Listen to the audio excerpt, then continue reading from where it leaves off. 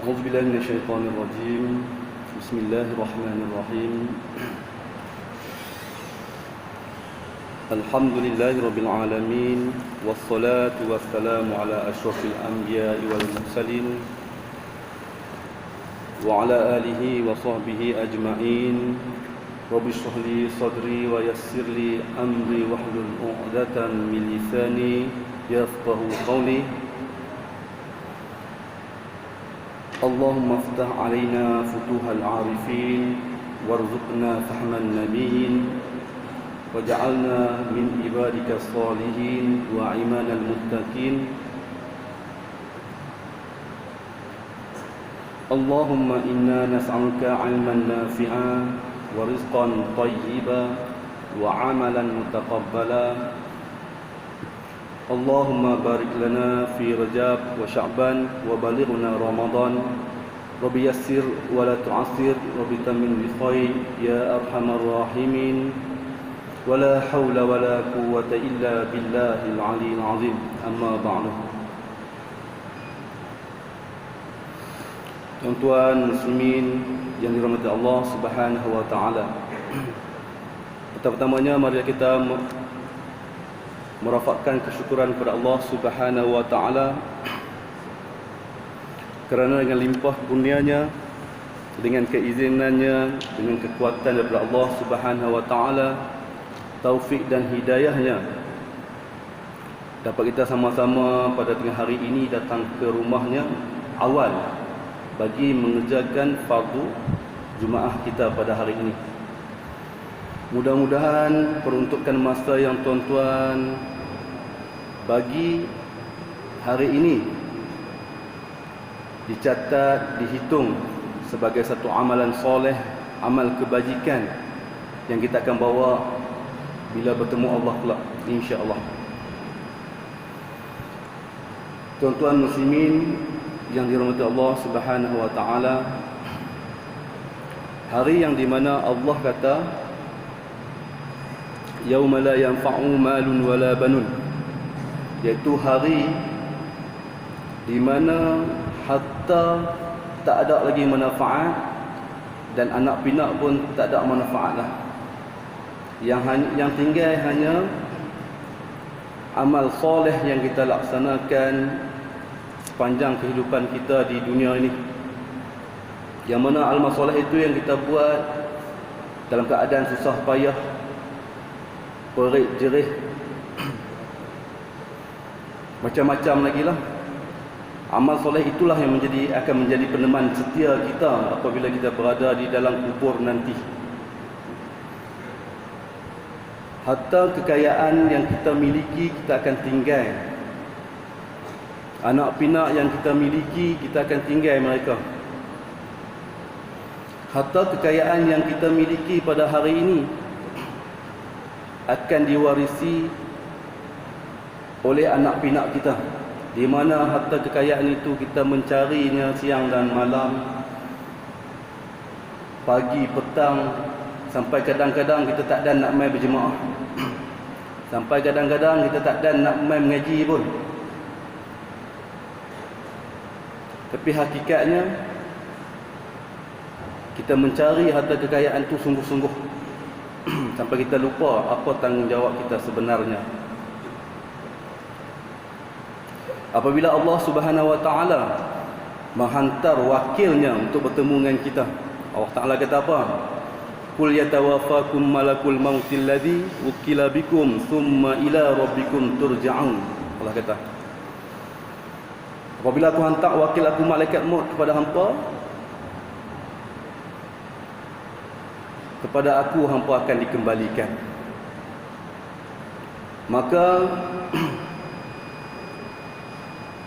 bermulalah saat itu kita akan berpindah alam. Daripada alam syahadah yang kita duk nampak lah ni, yang kita nampak keindahan-keindahan ni, kita akan berpindah alam dah.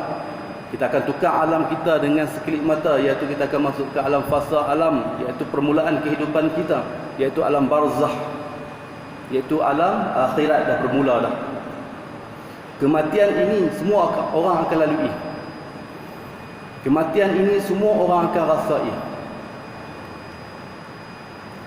Cuma kita tak tahu bila, kita tak tahu di mana, dan kita tak tahu bagaimana keadaan kematian kita. Yang pasti mati. Boleh jadi tuan-tuan mati dulu, lepas tu saya. Ataupun saya kemudian tuan-tuan dulu. Kok mana pun dululah. Jadi, apakah bekalan yang kita nak bawa menuju alam akhirat ni? Yang tu kita kena tanya diri kita. Apa yang kita nak bawa? Bekal apa yang kita nak bawa? Kalau kita duduk di Sungai Buloh ni, kalau kita nak balik ke mak mentua kita lah, kata di Johor, lebih kurang dalam 400-500 km, kita buat persiapan sangat rapi. Kita pergi servis kereta, tukar minyak hitam, balancing tayar, buat alignment apa semua lebih kurang. Minyak kita topak penuh. Minyak murah lah ni boleh topak penuh, kan?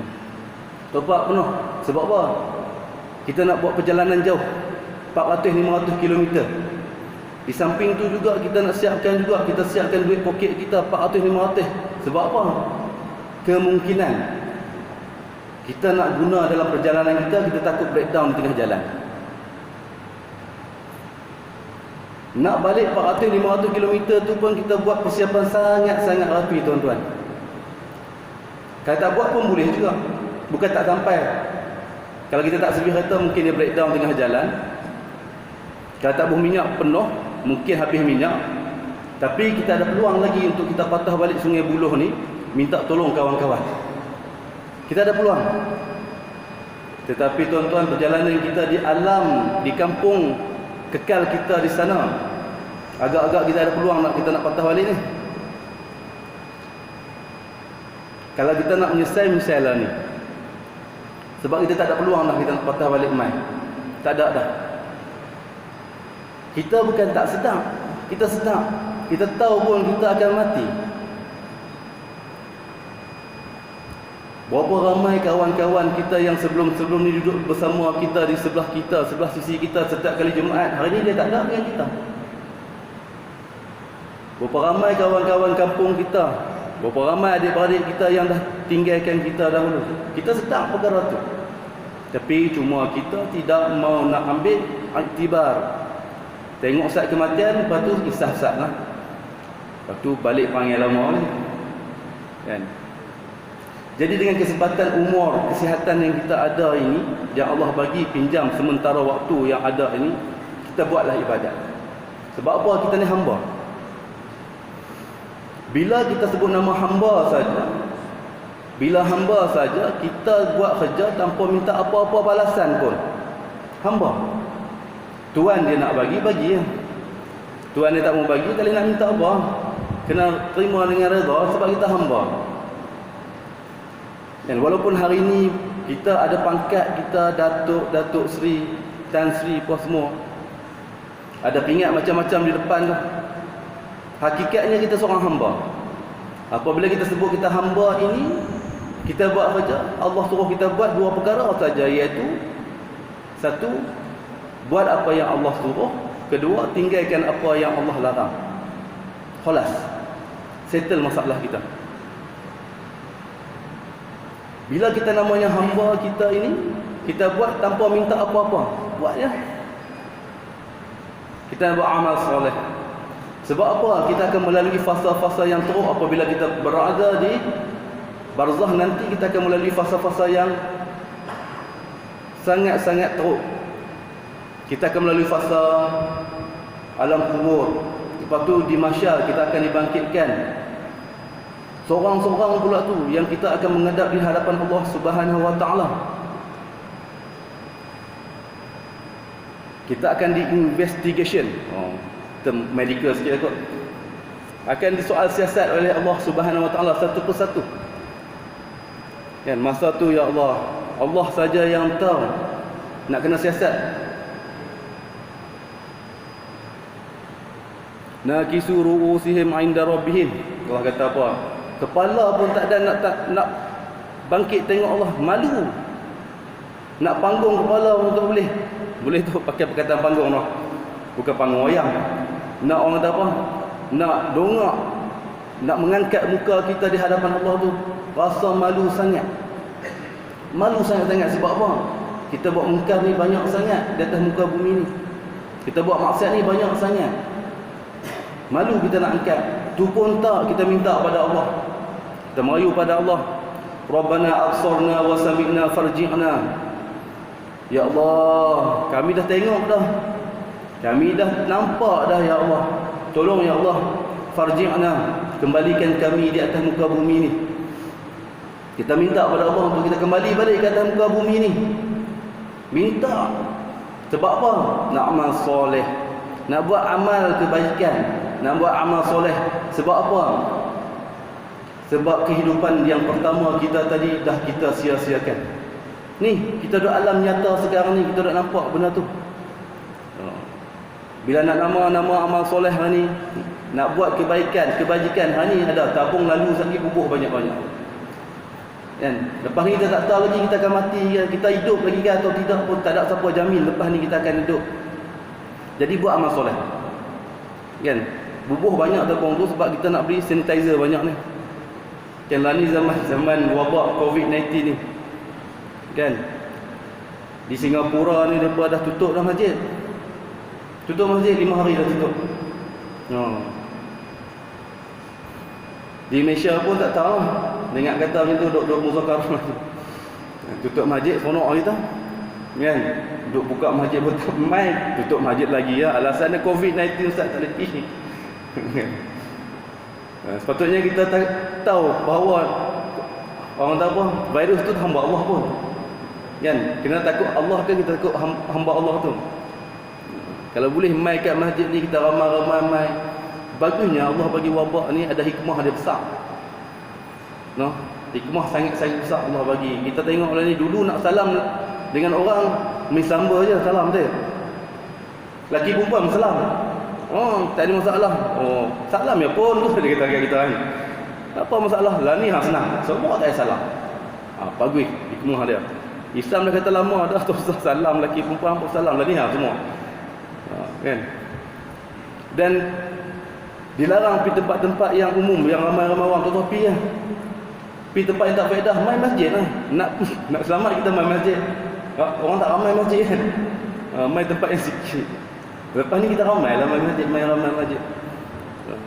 Ada hikmah dia, banyak hikmah kita sebagai seorang Islam. Bukan sekadar kita nampak perkara itu sebagai satu wabak atau tidak. Kita tengok dia, kita dengar dia, kita ambil dia sebagai satu untuk meningkatkan keimanan kita pada Allah Subhanahu Wa Taala. Itu kita orang Islam. Tengok satu perkara yang ta'ajub, yang pelik, kita kembalikan pandangan kita kepada Allah Subhanahu Wa Taala. Itu kita. Ni dah bila takut sungguh. Kan? Kita kembalikan kepada Allah Subhanahu Wa Taala. Allah bagi rahmat dia tu pada kita. Seronok kita. Kan? Daripada tak ada sembahyang hajat hari-hari, kita buat sembahyang hajat hari-hari. Kan bagus. Kan? Ni dah. Daripada kita buat merapu, kita buat ibadah banyak-banyak. Istighfar banyak-banyak. Nak mencegah daripada perkara-perkara macam tu, kita istighfar banyak-banyak. Ambil uduk, jangan tinggal uduk lah, jangan putus uduk.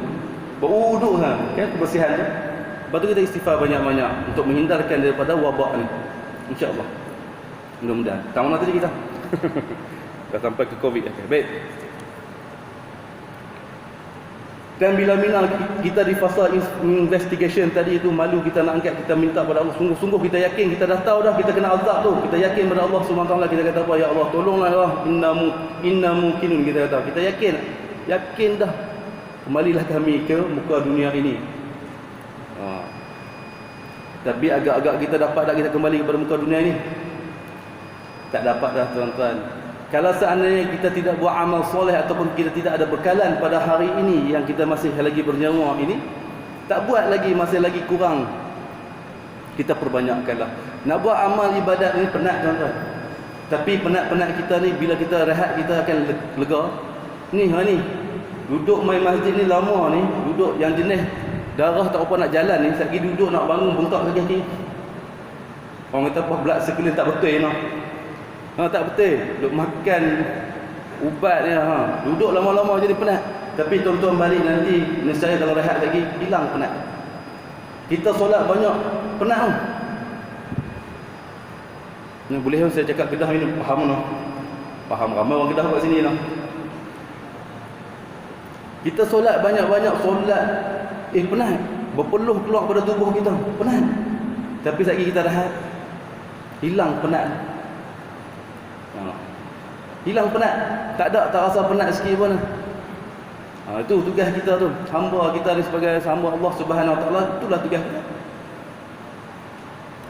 Jadi kalau kita nak menyesal lah. Kita bukan tak sedap ni. Kita sedap ni. Semua sedap ni. Main ni ada yang lelak dah kot. Lelak tak apa tak apa. Awal sangat lelak ni.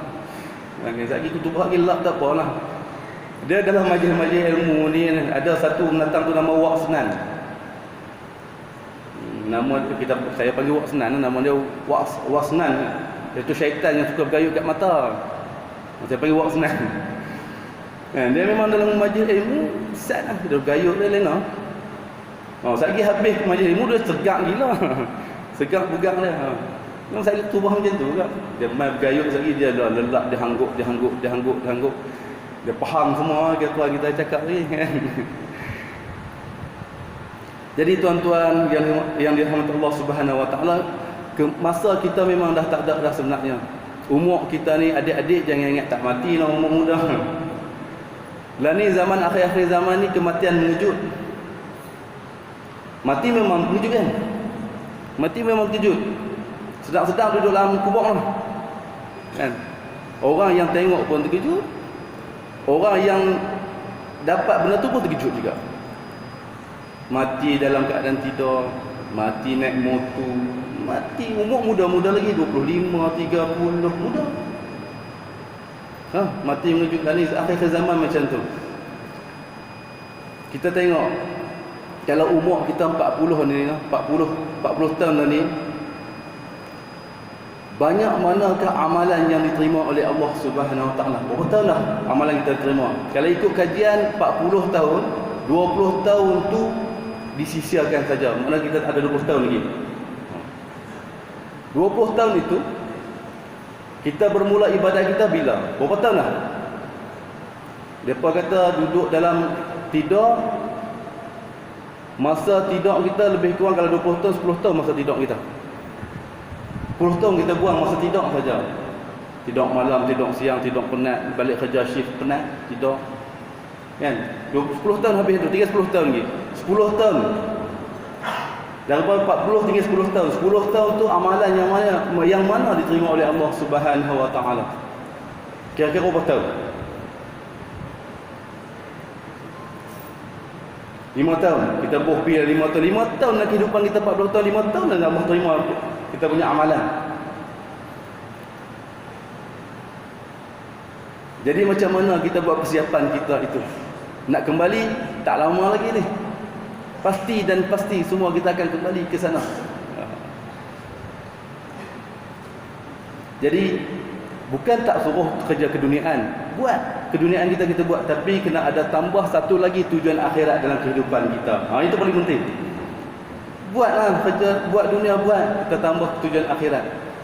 Itu paling penting sebab kita nak tambah, kita nak buat saham kita di sana esok. Kita di dunia ini 400 km, 500 km kita boleh ada kita punya persiapan kita, tapi kita akan terkandah di akhirat itu bukan 400-500 km, tetapi kita akan terkandah sana malahan berpuluh ribu tahun dikandah di akhirat. Tu yang kita takut tu. Bukan sikit-sikit dah. Fasa-fasa tu. Baik, kita tengok. Berapa dah? Jadi tuan-tuan, sekadar itu tazkirah kita 1.25 masuk waktu zuhur kan? Ya? Okey, baik. Kok ada nak buat announcement apa-apa, kita berhenti, kita tangguh dulu kita pada hari ini. Mudah-mudahan kita yang sedar, yang celek ini, saya juga yang cakap ini, dan kita yang mendengar tazkirah pada tengah hari ini, mudah-mudahan kita dapat buat persiapan sedikit demi sedikit. Buatlah, janganlah duduk tidur banyak sangat, buatlah ibadat kepada Allah Subhanahu Wa Taala agar kita tak tahu. Hari ini kita lazimi istighfar, kita tak tahu istighfar yang mana yang Allah terima. Seandainya Allah terima, kalau kita buat hari ini 1000 kali satu istighfar saja Allah terima, Allah hapuskan segala dosa-dosa kita. Kita kembali kepada Allah tu bersih, clean. Tak payah pakai sanitizer, tak payah pakai dah, clean lah kita balik. Jadi lazimi membasahi lidah kita dengan istighfar. Mudah-mudahan kita semua dirahmati Allah Subhanahu Wa Taala, dan mudah-mudahan sedikit ini menjadi aktibar, menjadi pegangan pada kita untuk kita melakukan ibadah. Sebenarnya saya nak kongsi lagi untuk kelebihan orang yang macam-macam ni, tapi tak sempat. Tak apa. Next session lah. Nanti kita jumpa lagi, kita cerita benda-benda lain juga. InsyaAllah mudah-mudahan ambil yang baik, yang buruk buang. Mudah-mudahan kita mendapat sedikit pengajaran daripada tazkirah kita pada tengah hari ini. Mudah-mudahan tuan-tuan dapat amalkan dan saya juga dapat amalkan. Saya sudah dengan wabillahi taufiq wa hidayah. Wassalamualaikum warahmatullahi wabarakatuh.